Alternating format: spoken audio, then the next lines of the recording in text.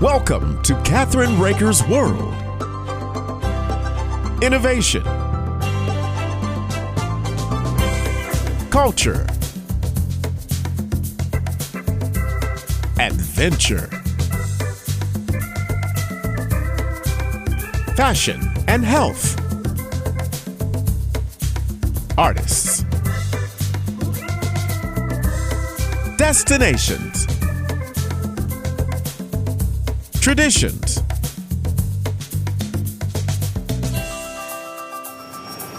This is Kathryn Raaker's World. Hi, this is Kathryn Raaker of Kathryn Raaker's World, syndicated television show, and Let's Just Talk, syndicated radio show. I am so honored to have with us today Galaxy Press, the publisher for the anthology L. Ron Hubbard Presents Writers of the Future, Volume 39. I trust there will be some opportunity, of course, to mention the title of the book. What's the title of the book? And I want to welcome to our show the wonderful publisher, and that is John Goodwin and his wonderful, beautiful wife, who, you know, Emily, let's talk about what your job is. So I'm the vice president for public relations. So I handle. I thought so. Couldn't have a more beautiful PR person, right? You are so sweet. Right. So anyhow, let's talk a little bit about the start of the whole. It's 39 now, 39 right. books. That's right. When did it start, John? Well, it was originally announced in 1983 by Ron Hubbard. He wrote it. He came up with the idea right after Battlefield Earth came out as a book, and that was written in celebration of 50 years as a writer. So it was announced. The first volume came out in 1985, and there you had some of the biggest names in science fiction that all put in their name to help on this thing as judges. But you had like some of the names at the time then, like you're all familiar with Dune. So Frank Herbert was one of the first judges, the author of Dune. You have more judges have come on since then, like Larry Niven and Jerry Purnell. They're very famous in the science fiction world with The Molten God's Eye. And you have Ender's Game author. I don't know if you've had him on before. Orson Scott Card. Brandon Sanderson. Nnedi Okorafor. Yeah, she's written a lot in Marvel in the Shuri series with Black Panther. We have Tim Powers. He wrote On Stranger Tides, which most people know for the Pirates of the Caribbean movies. So yes. And then who you had on recently, our Canadian Dean of Science Fiction, who I originally met at Worldcon in Toronto about 20 so years ago when he won his first Hugo, and that's Robert J. Sawyer, who you've spoken with. So we've got some major names, and on the Illustrator contest, we also have some of the biggest names that have graced the art world. Some of the biggest names in comic art. That Will Eisner was one of the. There's a whole award to him right now. He's the grandfather of comics. Jack Kirby, yeah. But there's also the person that created all the original Dungeons and Dragons artwork, Larry Elmore. He's still alive. So we have some of the biggest names in science fiction and fantasy, and they're the ones that are choosing the best new names of science fiction and fantasy for the future. That's why it's called Writers and Illustrators of the Future. So it's been going on now. Like I said, the first book was in 1985. It was a mass market paperback, only printing black and white on because it was mass market, the small pocket books. And then with volume 30, we switched formats to a trade paperback with color art. So the winning art is all printed in color as well. Oh, wow. You still have the black and white inside, so you have the black and white there too, like we used to have, but then the color is in the front, which really recognizes and lets people know just how brilliant these illustrators are. And they truly are the future of science fiction and fantasy as chosen by your favorite writers and artists. And it's a blind judge contest. So it's free and anybody can enter there. You just have to be amateur in order to enter. And we pick 12, well, the judges pick 12 winners every year, 12 writers and 12 illustrators. And when I say blind judge, it's because the name of the author literally comes off the piece and a number gets assigned and then it goes to the judges like that. So it really makes a level playing field for everybody. And at the end of the year, we have 12 writers and 12 illustrators, and that's who gets published in the anthology every year. And this year we had winners from 9 countries. So it was it's all over the field. And our grand prize writer winner just turned 70. Yeah. And our illustrator winner just finished college. He's from Vietnam. He's from Vietnam. So it's like the full spectrum. It's like anybody has a chance if they're a good author or they're a good artist. Robert told me yesterday when I interviewed him that there was someone that I'm trying to think of his last name, maybe it was Schneider or something like that, that actually entered every single one and never became a top one. But then he decided that he was going to put all of his short stories into a book and he published it. Mm-hmm. And I thought that was unreal. I loved it. Yeah. There's so many branches and offshoots as sparked by the Writers of the Future contest. Mm-hmm. There was a book that just came out with stories from like 15 winners. Yeah. And so they've all written stories, and that's what they're all winners of Writers of the Future being published in a book that they created their own publishing company and they published a book.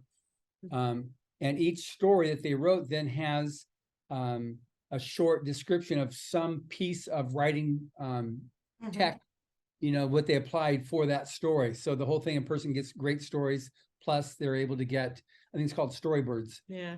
But the success of the contest is amazing. Like, that's why it just keeps going. The winners of the contest have produced 36 New York Times bestsellers. So it gives them a step up in the industry where, when somebody writes in their resume, oh, I was a winner of Writers of the Future, then they sort of get lifted out of the slush pile from editors. So it's really does give them a step up and they become professional published. We pay them pro rates and they get their prize money. So it's really like you go from an amateur author to a published author. Wow, that's pretty exciting, isn't it? Yeah. And one thing too is that from an interview I just did before this, another podcast interview I did, in today's world, there's so many stories out there to read, and the hardest thing to sell is the time that you're asking the person to give up, because 99 cents from Amazon for a book, it's like, that's nothing. Or even if you're going to pay $15, $20 or $25 for a book, it's not that much money in actual fact, but you're committing to 15 or 20 hours. Now that's the difference, so by saying that, what are you going to do to get people convinced that you're worth my 20 hours, which I've got all this competition that from TV, from movies, from radio, from Kathryn Raaker, from everything else that wants my time. How are you going to do that? And so that's really important. So one thing this contest does is we do set up, media interviews for them. We have this event. We had 15 media that were there on the red carpet doing interviews. We've had TV in China, in Vietnam, in Korea, in Costa Rica, throughout Canada and the United States, celebrating these winners. Other publishers don't do that, especially for someone who writes a short story, gets published. It's unheard of. So a short story is how long? Well, it's normally a bit shorter, but for our contest, it's up to 17,000 words. It's like really like a novella, but we allow up to 17,000 words. The average is about 8 to 10,000 really, but you can go up to 17,000 for this contest. That's pretty exciting. Yeah. Yes, it's very exciting.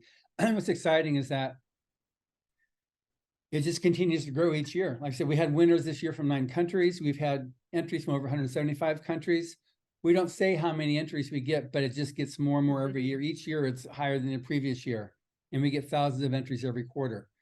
But now, because of the respect that the contest has earned over the years, because 4 decades is a lot of decades to survive. And I see a press release almost once a week from somebody saying, I won honorable mention in Writers of the Future. So it's not even winning Writers of the Future, but it's so well respected that when someone gets an honorable mention, they'll put that in their bio. It's usually the upper 10% will get an honorable mention or some sort of, like, hey, it's sort of supposed to be a booster, like you have talent, keep going. So if you end up getting an honorable mention, it is a good thing. It is a definitely good thing, Yeah. and shows that, don't give up, which is a big part of what Mr. Hubbard was trying to create at the beginning. Is like, you need to provide a helping hand to the arts. And we've talked about this many times before, Kathryn, on shows in the past.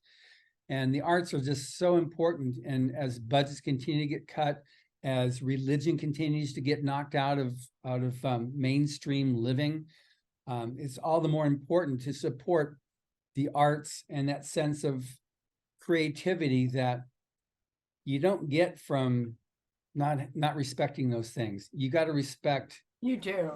Yeah, and it's important that people have that ability to create, to imagine. When people get weaned on television and movies and the superheroes, there's no more imagination. Everything has been created down to such a small detail. I used to watch movies as a kid, but boy, what you've got now compared to what I had then. I mean, I was, Man from U.N.C.L.E. and the Wild Wild West and those shows. Right. Now I have to say, I do enjoy superhero movies, so And we're doing an audio visual book this year. Oh, that's Wow. great. All this, right? Because there's a lot of people that love to read, but have microdegeneration. They just different things. Sure. And so everybody said, because I've done audiobooks before and I love doing them, especially children's books. Yeah. And I said, you know what, for you, I'll do it. How does that work? So it's the audio, but then the visuals are drawings, or what is that? No. The audio, in other words, it's going to be a video audio book. Oh, okay. Oh. I don't think in a little square. I think like this. And, I think that this book I have, you can't stop reading it. Absolutely. I need to go downstairs and find it more done with this. yeah. Yeah. I'm telling you, when you read the first page, you'll go, oh my gosh. Or, because what he did was he took one of the chapters and he moved it forward to the first chapter. And when I finally got to listen to the draft, right, or read the draft, I couldn't go to sleep all night. Wow. And that's what sci-fi is like. It takes you onto another planet. It takes you in a realm that you forget everything. Yeah. Is that right? That's right. So I can't wait to read the book. And I can't wait to see especially the audiobook. People will just go out and buy your audiobook like crazy because they're in their car, especially in California. Yeah. They're in their car. For sure. Yeah. And the talent that's on the audiobook are amazing. It's Jim Meskimen, Tamara Meskimen, and Taylor Meskimen, a family of audiobook narrators, and they are so good. That's fantastic. Yeah. So it's a good listen. And I need to take a short break now. Okay. And where can people purchase the book? Anywhere books are sold. You can go to Amazon, you can go to Barnes and Noble, you can go to any independent bookstore, Books A Million, they all have it. And the audiobook, anywhere audiobooks are sold. That's great. And we'll be right back. Okay. Great. Your website and where they can participate in the Illustrators and Writers of the Future. That's it, writersofthefuture.com. Okay. We'll be right back with John Goodwin and his beautiful wife, Emily. Right back.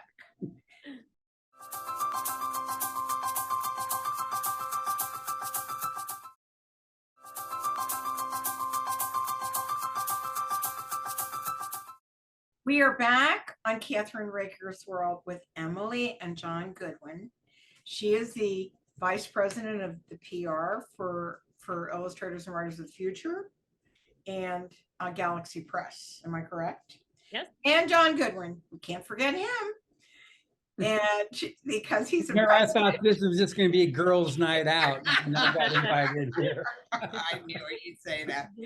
And we're talking about L. Ron Hubbard presents Writers of the Future, volume 39.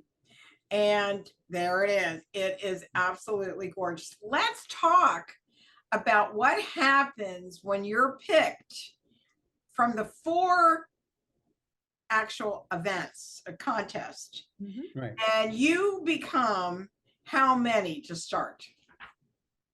I mean, as far as who you bring out there, are there 12 people that you bring out? 8, what? So so the year, people are entering all year long, and it's broken into 4 quarters. So each quarter of the year, you'll have the quarter ends and then it goes to judging, and there'll be a first, second, third place in the writer competition. And then we'll have 3 winners from the illustrator competition. And that repeats all through the year. So by the end of each year, we have 12 writer winners and 12 illustrator winners. And all 12 of those on each side contest gets published in this anthology. So there'll be 12 stories and then an illustration that goes with each of the stories. And what's really neat about it is that if you're an illustrator winner, you will get hired to illustrate one of the winning stories in the book. Awesome.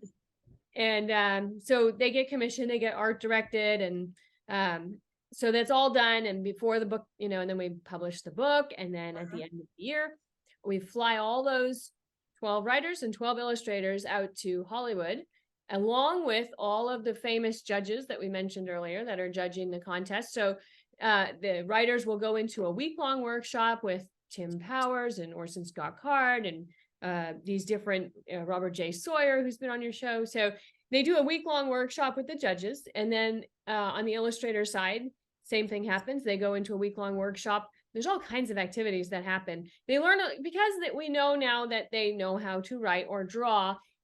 There is a little bit maybe on the craft, but a lot of it is about the business of writing or the business of illustration, so that now what, now they need some tips to go and actually have a career and make a career out of this. So that's what happens for the week. And then there's this one point in the middle of the week, which is super special, which is, it's called the Big Reveal. And that's when all of the artwork gets placed on easels all around the room, and the illustrators are all in the room, and the writers haven't seen the artwork yet for their story. So the writers all come in the room, and they look around at the different pieces, and they find which piece goes with their story. No one says anything, and they're not labeled, but they always find them right away.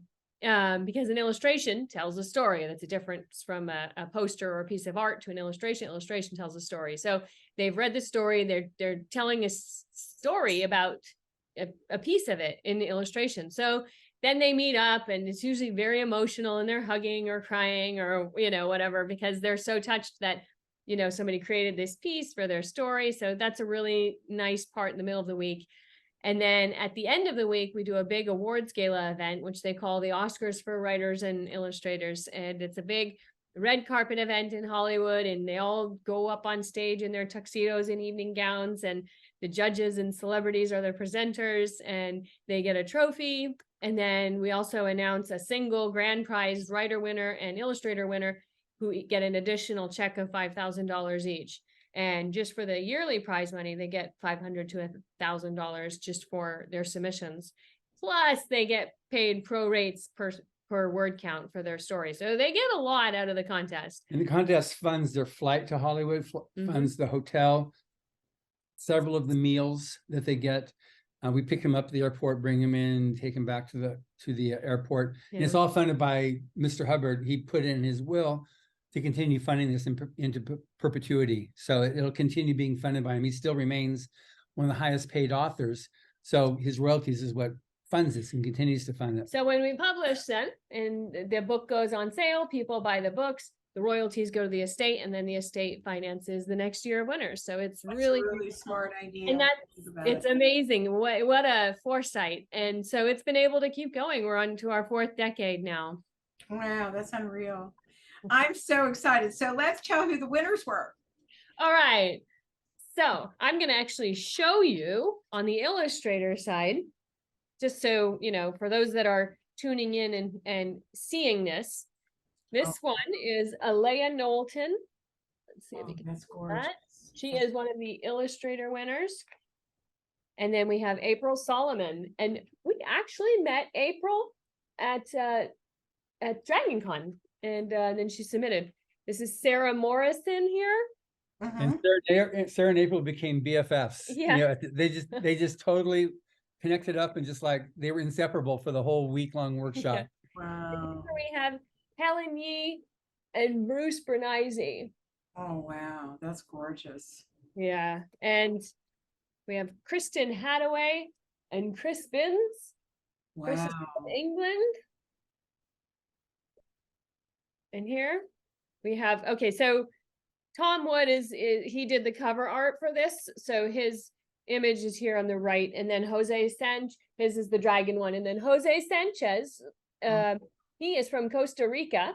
And he did that piece That's right the first there. time we've had a winner from Costa Rica. So this is the We first had time for them. 2 winners from Costa Rica. So there's another, and this is this one here is Ximing Liu from China, and then another Costa Rica winner here, Chris Wow. Arias. And he went back and he was immediately invited as a major guest for the big science fiction Comic Con in Costa Rica. He's done TV, he's had major print. It's just like totally his career is just taking off like crazy. And here we have Nick Gisba, and this piece here, the purplish one, is Cybrarion, and she is from Romania. Wow. Then we have Clarence Bateman from Jamaica, and Dao V, this one right here, Dao V, he was the grand prize winner, and he is from Vietnam. Oh, wow. So that's who we have on the illustrator side. And then those who wrote the stories that are winning in the book, I will just let you know who they are. So we have Devin Baum, and she wrote a story called Kitsune, and We got the little that? teasers up there, so you can just. You want to read those out? So this is, like she said, Devin. So this is Kitsune, a miracle, an omen, or something else. One day they arrived in droves, the foxes of the desert, the field, the imagination. So that's first one there. This is next one's from Marianne Zenos. Marianne she's like in her 60s or 70s. Yeah. Yeah. Moonlight and Funk. When a vampire, a dragon, and a shape-shifting chihuahua meet on a beach in Key West, fireworks go off. But that's just the background. So that's a very fun fantasy story. David Hankins, who was a 20-year Army veteran, wrote Death and the Taxman. The Grim Reaper, trapped in an IRS agent's dying body, must regain his powers before he dies and faces judgment for his original sin. Very clever story. And the next one is Jason Palmetier, Under My Cypresses. In a metaverse future, a woman who exposes falseness in others must decide what is real to her, the love she lost or the love she may have found. And this gets into the whole thing right now with AI. Yeah. You know, so it's definitely is, it opens up a lot of questions about that, which is the value of science fiction as well. You can explore things that it's easy to do when you put in another galaxy or 100 years in the future. There's a story from Owen Hubbard called The Unwilling Hero. Vic Hardin wasn't lured by glory on a daring mission into the reaches of outer space. He was ordered out there by his editor. So it was at a time when right around the time there was the arms race that was going on. And so science fiction authors got together to start creating something called the space race to supersede the arms race. And so this is one of his stories called In the Conquest of Space series. White Elephant by David Henriksen. He's the one that won the grand prize. And he was like, so he just turned 70 and his second career. Dangerous opportunities present themselves when an alien ship arrives in the solar system seeking repairs. And a Canadian winner, J.R. Johnson, Piracy for Beginners. With her spaceship at the wrong end of a pirate's gun, a former war hero must face down her enemies and demons to save Earth's last best chance for peace. And then Kevin Anderson, I don't know if you've had him on as a guest before. Have you had Kevin? I think so, yeah. He wrote a story called Fire in the Hole based upon this cover artwork. This is the one every year now. We have one of the judges does the cover, and then we have another judge write a story against that cover. Oh, that's pretty exciting. It was very exciting. They love being able to do that. And that one there. So you also have some, you know, you have your winning writers and illustrators, but there's some best-selling authors and award-winning illustrators also that you're together in the book with. So that's They always lend their exciting. name to help. They lend their name to help out the newcomers. So this is Dan Shamble, zombie private investigator, faces one of his funniest and most perplexing cases ever. An enlightened ogre, a salamander with low self-esteem, and a raging fire dragon terrorizing the unnatural quarter. So that's Kevin's story. A Trickle in History by Elaine Midco. Years after the Second Holocaust, the last surviving Jews on Earth attempt to rewrite the past. That was a really interesting story about time travel. The Withering Sky by Arthur H. Manners. When I said I'd do anything to pay off my debts and get back home to Earth, I didn't mean survey a derelict spaceship at the edge of the solar system, but here I am. That one borderlines horror a little bit. Yeah, it's very dark fantasy Dark. there, which is a legitimate genre you can submit with. And then The Fall of Credendra M by T.J. Knight. High-powered telescopes bring galactic life to our TVs, and network tuner Hank Enos figures he's seen everything until the day an alien boy stares back. And then there's Spencer Seculin, he's a paramedic, right? In Canada? In Canada, yeah. The Children of Desolation. Determined to save his wife, Tumelo takes an unlikely client through South Africa's ruins to the heart of the desolation, a journey that will cost or save everything. And then L.H. Davis, Timelines and Bloodlines. When a terrorist smuggles a nuclear weapon into London, a team regresses in time to AD 1093 to assassinate a knight on the battlefield, thereby eliminating the terrorist a millennium before his birth. And the last one from Samuel Parr, who is from UK, The Last History. The grand exam is a gateway to power for one, likely death for all others. Its entrants include ambitious nobles, desperate peasants, and quiet gate, an old woman with nothing left to lose. So they're all over the board, which is what's really special about this. So when we say we can guarantee there'll be something for everybody that enjoys science fiction or fantasy, I can guarantee that 100%, because there's so many different things, and reviews coming in are just rave on this thing. So it's That's great. We're already up to I think 40 or 50 reviews just released on Tuesday, and it's like 4.7, 4.8 right now on Amazon, and on Goodreads it was 5 when I last checked. So it's doing really, really well. Yeah. That's great. And guess what? We've run out of time. Whoa! Sorry. I let you go over, actually. Well, thank you. Oh, I was about to start reading the first story. So anyhow, I want to thank you both for what you do. The mission that you've got is an absolutely beautiful lesson. And with creativity, you can change the world. And art and the arts. I want to thank you both for joining me, and you'll need to come on again, right? And you've got the Christmas thing coming up at Christmas time, right? That's a big parade and all that kind of good stuff, right? Yeah, and then if for some reason you can work out getting out here, my door is always open to you, so we can chat and we can go have dinner or something like that. The three of us. My grandson lives out there. And I want to thank you again. Where can people get information on the contest, and when is the next one? So they can submit anytime. You just go to writersofthefuture.com, and both contests are there. There's the forum there. There's the podcast there. There's the information about the books there, but it's pretty much a all encompassing. You can also watch the event there. Yeah. Writersofthefuture.com. All right. And thank you so much. And don't forget to go to our websites at KathrynRaakersWorld.com, and let's just talk. But don't forget the cooking show, which is the Chef You and I. We'll see you soon.